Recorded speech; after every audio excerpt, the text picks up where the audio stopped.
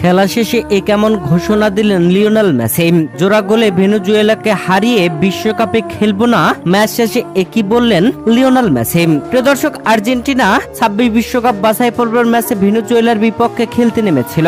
নিজেদের ঘরের মাঠে এই ম্যাচে ভেনেজুয়েলার বিপক্ষে খেলতে নেমে 3-0 গোলের দারুণ জয় পেয়েছে, যেখানে লিওনেল মেসি করেছেন জোড়া গোল ও লাউতারো মার্টিনেজ করেছেন একটি গোল। আর এই ম্যাচটি ছিল আর্জেন্টিনার জার্সিতে নিজেদের ঘরের মাঠে অর্থাৎ আর্জেন্টিনার মাটিতে লিওনেল মেসির ক্যারিয়ারের শেষ ম্যাচ। আর কখনো আর্জেন্টিনার জার্সিতে আর্জেন্টিনার মাটিতে খেলতে দেখা যাবে না লিওনেল মেসিকে।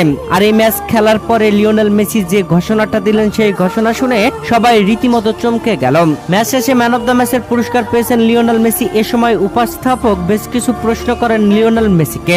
তার মধ্যে একটি প্রশ্ন ছিল পরবর্তী বিশ্বকাপে খেলা। এ সময় লিওনেল মেসি উত্তরে বলেন, আমি মনে করি না আমি পরবর্তী বিশ্বকাপে খেলব।